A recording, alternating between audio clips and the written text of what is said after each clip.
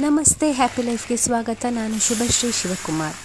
ಕೆಲವೊಂದು ಜೀನಸ್ ಸಾಮಾನುಗಳನ್ನು ಪೇಟೆಯಿಂದ ತಂದ ಮೇಲೆ ತೊಳೆದು ಒಣಗಿಸಿಡುವ ಅಭ್ಯಾಸವನ್ನು ಮಾಡಿಕೊಂಡಿದ್ದೇನೆ ನಾನು. ಹೊಟ್ಟೆ ನೋವಿಗೋ ಮತ್ತೊಂದಕ್ಕೋ ಮನೆಮದ್ದಾಗಿ ಜೀರಿಗೆ, ಮೆಂತೆ ಇತ್ಯಾದಿಗಳನ್ನು ನಾವು ಉಪಯೋಗಿಸ್ತೇವೆ. ಎಷ್ಟೋ ಸಲ ಅವುಗಳನ್ನು ಕರಡಿಗೆಯಿಂದ ತೆಗೆದು ನೇರ ಬಾಯಿಗೆ ಹಾಕುವುದುಂಟು. ಒಗ್ಗರಣೆಗೆ ಸಾಸಿವೆ ಹಾಕುವಾಗ ಎಂದ ನಾವು ಅದನ್ನು ತೊಳೆಯುವುದಿಲ್ಲ ಅಲ್ಲ, ಹಾಗೆ ಹಾಕ್ತೇವೆ. ಹಾಗೆ ಜೀರಿಗೆ, ಕೊತ್ತಂಬರಿ, ಮೆಂತೆ, ಸಾಸಿವೆ, ಒಣದ್ರಾಕ್ಷಿ ಇತ್ಯಾದಿಗಳನ್ನು ಪೇಟೆಯಿಂದ ತಂದಾಗ ಒಮ್ಮೆ ಚಂದಕ್ಕೆ ನೀರಲ್ಲಿ ತೊಳೆದು ಒಣಗಿಸಿ ಬಾಟ್ಲಿಯಲ್ಲಿ ಹಾಕಿಡೋದು ನನ್ನ ಕ್ರಮ.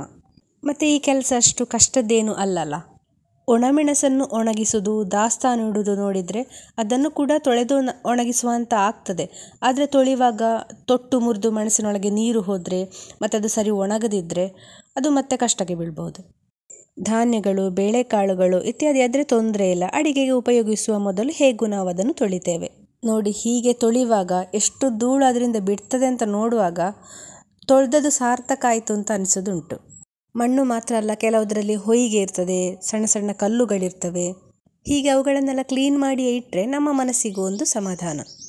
ತೊಳೆದು ನೀರು ಬಸಿದು ಹೀಗೆ ಹತ್ತಿ ಬಟ್ಟೆಯಲ್ಲಿ ಹರಡಿ ಇಟ್ಟರೆ ಒಂದೇ ದಿನದಲ್ಲಿ ಇದು ಒಣಗ್ತದೆ. ಬೆಳಗ್ಗೆ ಒಂದು 9 ಗಂಟೆಗೆಲ್ಲ ತೊಳೆದು ಹೀಗೆ ಬಿಸಿಲಿಗೆ ಹಾಕಿದರೆ ಮಧ್ಯಾಹ್ನ ಆಗುವಾಗ ಒಮ್ಮೆ ಕೈಯಲ್ಲಿ ಅಡಿಮೇಲೆ ಮಾಡಬೇಕದನ್ನು. ಮತ್ತು ಸಂಜೆಗಾಗುವಾಗ ತೆಗೆದು ಬಿಸಿ ಆರಿದ ಮೇಲೆ ಹೀಗೆ ಕರಡಿಗೆಯಲ್ಲಿ ಹಾಕಿಡುವಂಥದ್ದು. ಮೇ ತಿಂಗಳ ಕೊನೆಯಲ್ಲಿ ಒಂದು 2-3 ತಿಂಗಳಿಗಾಗುವಷ್ಟು ಸಾಮಾನು ತಂದು ಹೀಗೆ ತೊಳೆದಿಡುವುದು ನಾನು.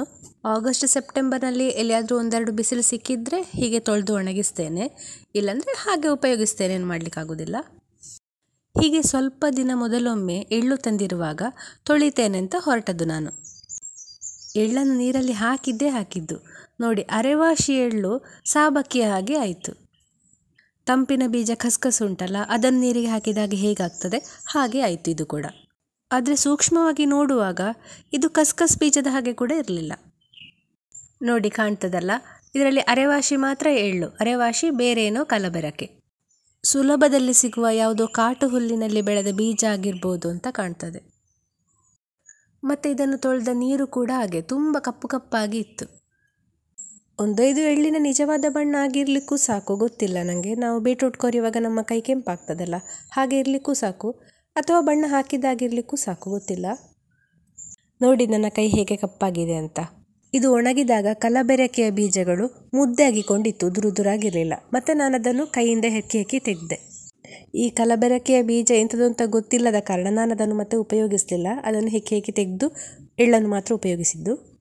ಯಾವಾಗಲೂ ನಾನು ಎಳ್ಳನ್ನು ತೊಳೆಯೋದಿಲ್ಲ. ಈ ಸಲ ಎಳ್ಳನ್ನು ತೊಳೆದ ಕಾರಣ ನನಗೆ ಹೀಗೊಂದು ಮಿಕ್ಸ್ ಮಾಡ್ತಾರೆ ಅಂತ ಗೊತ್ತಾಯಿತು. ಒಮ್ಮೆ ಅಂತೂ ಬಟಾಣಿ ಕಾಡಿನಲ್ಲಿ ನನಗೆ ಹುಳ ಆಗದಂತೆ ಹಾಕಿಡುವ ಅಲ್ಯೂಮಿನಿಯಂ ಫಾಸ್ಫೈಡ್ನ ಚಿಕ್ಕ ಕಟ್ಟವೇ ಸಿಕ್ಕಿತ್ತು.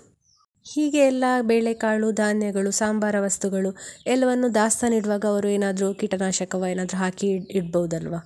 ಆದ ಕಾರಣ ಹೀಗೆ ತೊಳೆದೇ ನಾವು ಇಡೋದು ಒಳ್ಳೆಯದು ಅಂತ ನಂಗೆ ಅನಿಸೋದು. ನಿಮಗೂ ಯಾರಿಗಾದರೂ ಹೀಗೆ ಕಲಬೆರಕೆಯ ಅನುಭವ ಆಗಿದ್ದರೆ ಕಮೆಂಟ್ ಬಾಕ್ಸಿನಲ್ಲಿ ನನಗೆ ತಿಳಿಸಿ.